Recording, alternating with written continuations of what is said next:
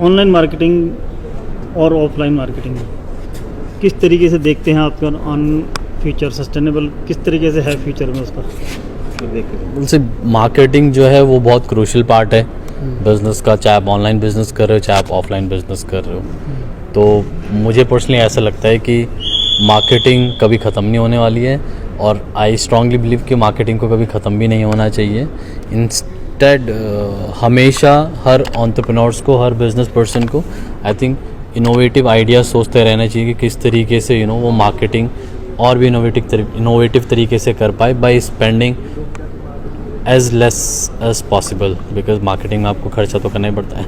एसोर्ट्स पर भरोसा किस तरीके से किया जा सकता है? आपने क्या base of quality, base of transportation जी, बेस ऑफ एंड मार्केटिंग का किस जी तरीके से क्या है?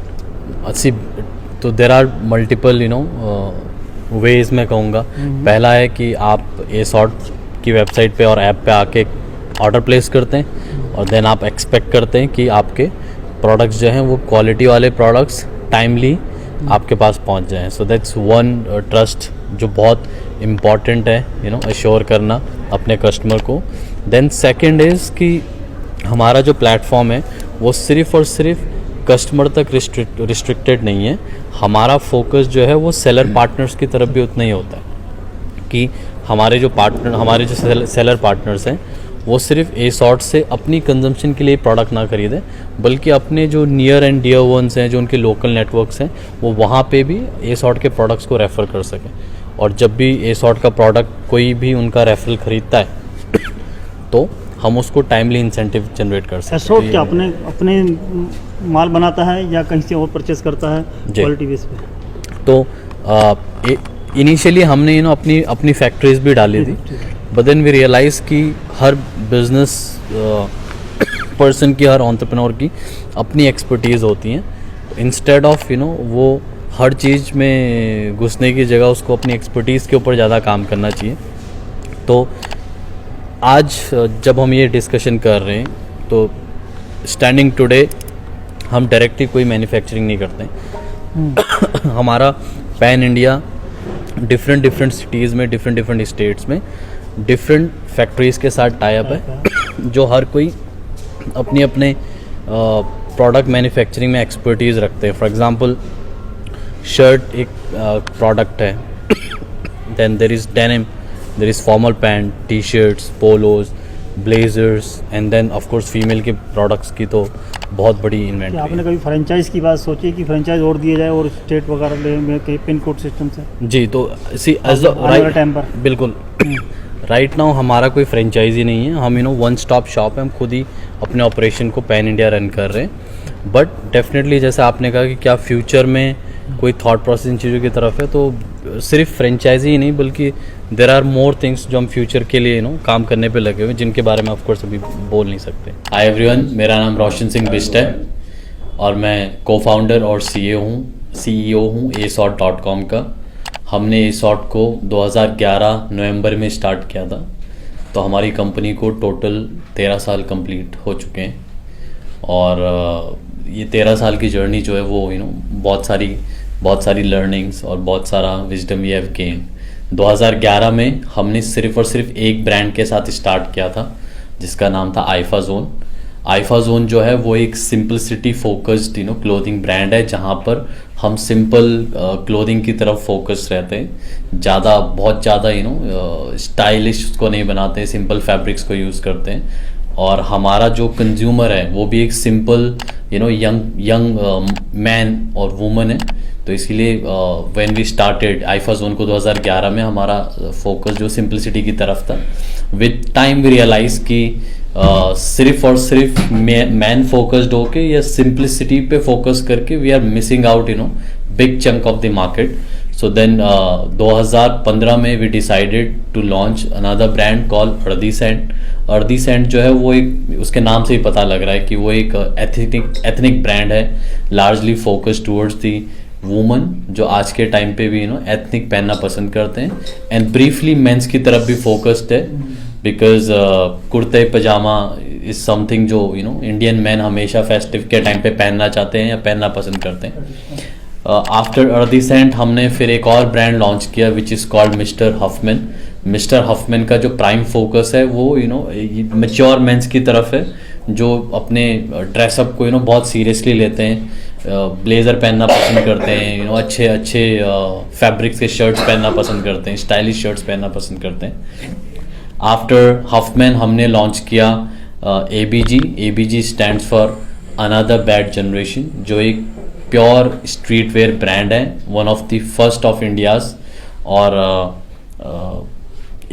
ABG के अंदर मतलब अनदर बैड जनरेशन के अंदर हमारा सारा फोकस जो वो इंडिया के यूथ की तरफ है, जो किस तरीके से स्ट्रीट कल्चर को, इंटरनेशनल स्ट्रीट कल्चर को इंडिया में ग्रो कर रहा है। और पिछले कुछ सालों हमने देखा है कि जितना ज़्यादा इनोवेशन स्ट्रीट वेयर ब्रांड्स के अंदर हुआ है, उतना ज़्यादा इनोवेशन हमने और किन्हीं क्लोथिंग ब्रांड्स के अंदर नहीं देखा है, स्ट्रीट वेयर कैटेगरी को छोड़कर। Then after another bad generation हमने लॉन्च किया क्यूफिट। क्यूफिट जो है वो एक एथलीजर ब्रांड है, जिसका सारा फोकस फिटनेस फ्रीक्स की तरफ है, चाहे वो क्यूफिट के कपड़ों को जिम में पहनना चाह रहे हो, और या फिर वो अपनी जो डेली की ट्रेनिंग, फिटनेस ट्रेनिंग्स पे लगे हुए हैं या गेम्स पे लगे हुए हैं, उसके लिए उसको यूज़ करना चाह रहे हो।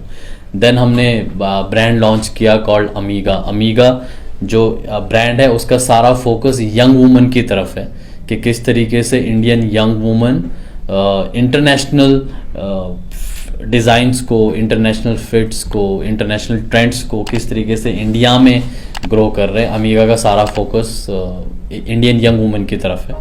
Then we have a brand call Solasta, जहाँ पे हम शूज़ एंड एक्सेसरीज पे ज़्यादा फोकस्ड हैं।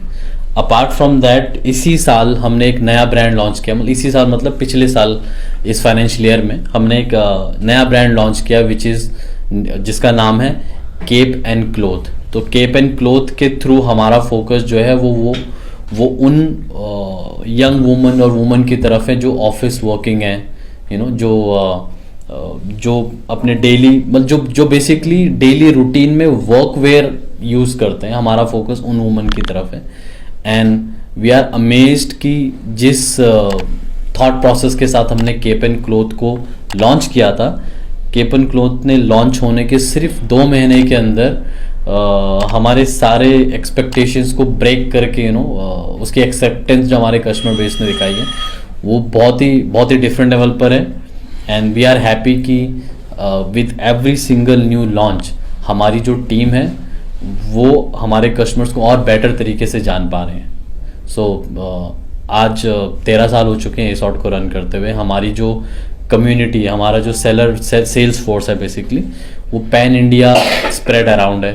तो आज हम मंथली बेसिस पे अराउंड 20 से ज़्यादा स्टेट्स में अपने प्रोडक्ट्स को शिप कर रहे हैं, और अराउंड 70,000 से ज़्यादा यूनिट हम हर महीने पैन इंडिया शिप करने पे लगे हुए हैं। टोटल कितने ब्रांड्स हैं आपके पास?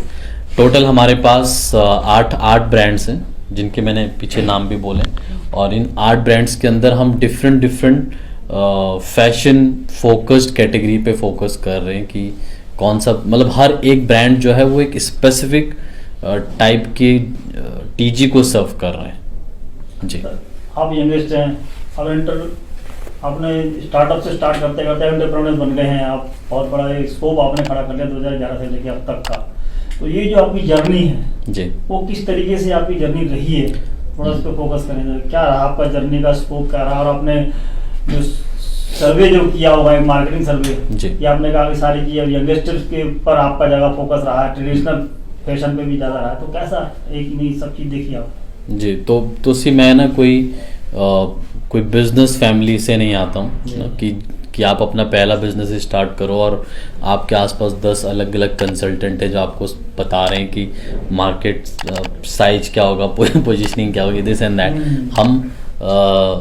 मैं वो टाइम पे 21 साल का था व्हेन वी स्टार्टेड। जो मेरा को फाउंडर है वो 20 साल की थी। तो जब हमने स्टार्ट किया तो we were like really young guys, इतना, और ना ही हम कोई बिजनेस एजुकेशनल बैकग्राउंड से आते हैं कि हम बड़ी बड़ी डिग्रियाँ लेके आए हुए हैं। The thought process was really simple कि यंग इंडिया ग्रो कर रहा है, और अगर किसी भी बिजनेस को अपने आप को अगले 10, 15, 20 साल के लिए इस मार्केट में इस्टेब्लिश करना है, तो तो वो यंग जनरेशन से अपना ध्यान नहीं हटा सकता है। एंड फॉर्चुनेटली हम खुद 20-21 साल के थे वो टाइम पे, तो we were able to connect more with वो टाइम की यंग जनरेशन के साथ। एंड वी अंडरस्टूड कि 2011 में जो यंग जनरेशन थी वो रेडीमेड फैशन की तरफ बहुत टिल्टेड दिखाई दे रही थी। 2011 वॉज द टाइम जब नए नए ई कॉमर्स के हमने इंडिया में नाम सुनने चालू किए थे। एंड मुझे आज भी ध्यान है कि हम ऐसे अपने फ्रेंड्स के ग्रुप में बैठे हुए थे किसी के घर में, एंड वी सॉ कि वहाँ पे टीवी पे एक ऐड आ रहा है, मिंत्रा का वो ऐड था जहाँ पर एक लड़का है जो सर्फ बोर्ड लेके बीच पे भाग रहा है और उसके पूरे सर्फ बोर्ड पे मिंत्रा लिखा आ रहा था। तो those were the times when we clearly saw कि लोग स्पेशली द यंगर जनरेशन जो है वो अपने फैशन सेवी चीज़ों के लिए, फैशन और लाइफस्टाइल रिलेटेड चीज़ों के लिए वो ई कॉमर्स को ही अपना फर्स्ट गो टू डेस्टिनेशन मानने वाला है। एंड इसीलिए 2011 में when we started we decided कि हम भी यंग जनरेशन की तरफ फोकस्ड रहेंगे। हमने बेसिक सर्वेस किए थे, नॉट लाइक सो इतना प्रोफेशनल तरीके से कंसल्टेंट वगैरह से हम मिले नहीं थे, बट हमने अपनी बेसिक होमवर्क किया था, बेसिक R&D की थी। एंड उससे वी सॉ कि इंडियन डायरेक्ट सेल्स के अंदर कोई भी कंपनी ऐसी नहीं थी जो फैशन फोकस्ड प्रोडक्ट्स पे काम कर रही हो। या तो वो कुछ यूटेंसिल्स बेच रहे थे और या तो फिर वो न्यूट्रिशंस वगैरह बेचने पे लगे थे। एंड वी सॉ कि ये एक ऐसी सेगमेंट है जिसकी तरफ किसी का ध्यान नहीं है, और अगर कोई कंपनी या कोई कुछ इंडिविजुअल्स लोग इस पे डेडिकेटेड होके फोकस करेंगे तो अल्लाह इस कैटेगरी में कुछ अच्छा बिल्ड किया जा सकता है। जो डोमेस्टिक परचेसिंग पावर है वो भी लोगों की बढ़ रही है, जो हाउस होल्ड होता है, बिल्कुल। और उससे कहीं ज़्यादा मार्केटिंग जो है ऑनलाइन मार्केटिंग बढ़ रही है जी, क्योंकि इंक्रीज है हर जगह। तो आप ये बताएं कि जो रूरल एरिया है जो आपके आसपास, क्योंकि आप यहाँ देखेंगे तो रूरल एरिया बहुत आसपास है जी, उस पर आपका किस तरह फोकस रहा है? तो ये उसी देखिए इंडिया ना 80% जो है वो Tier 2 एंड बिलो है ना।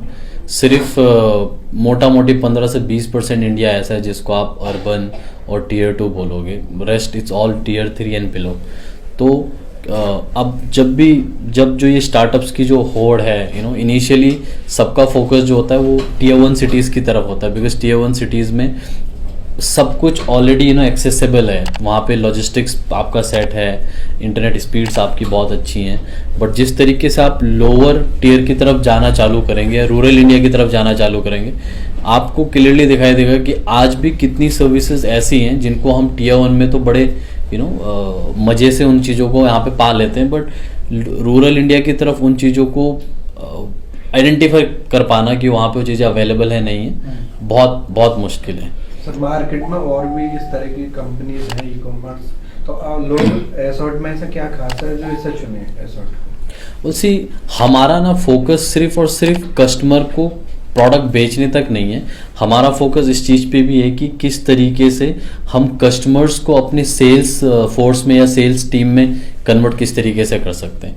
तो एसॉर्ट का एक बहुत ही प्यारा लॉयल्टी प्रोग्राम है जिसके थ्रू कस्टमर सिर्फ और सिर्फ एसॉर्ट से कंज्यूम करने के लिए प्रोडक्ट नहीं खरीदता, बल्कि अगर वो एसॉर्ट के प्रोडक्ट्स को सेल करे तो उसके थ्रू इंसेंटिव भी कमा सकता है, कमीशन भी कमा सकता है बेसिकली हर सेल पे।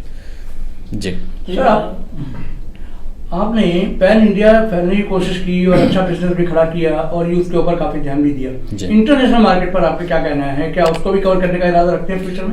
Well to be honest I think हर बिजनेस को इंटरनेशनल सोचना ज़रूरी है, और इंटरनेशनल जो है वो हर बिजनेस के लिए एक एस्पिरेशन होनी चाहिए। बट यहाँ पे ना मेरा ये भी पर्सनली मानना है कि इंडिया बहुत बड़ी मार्केट है, एंड सिर्फ बहुत बड़ी मार्केट नहीं है, ये एक डेवलपिंग मार्केट है, ये डेवलप्ड मार्केट नहीं है। तो मैं स्ट्रांगली इनकरेज करूँगा ऑल द बिजनेसेस को कि वो इंडिया से बाहर के बारे में, ग्लोबल जाने के बारे में जो सोचे वो तो सोचे, बट विद इन इंडिया जो डोमेस्टिक मार्केट है इसको भी अपना एक ग्रेट अटेंशन और फोकस दे। बिकॉज मुझे पर्सनली ऐसा लगता है कि कम से कम अगले 10 से 12 या 15 साल के अंदर जितनी ग्रोथ इंडिया में Indian businesses with in India लेके आ सकते हैं उतनी ग्रोथ मेरे ख्याल से आउट ऑफ इंडिया से नहीं लेके आ पाएंगे।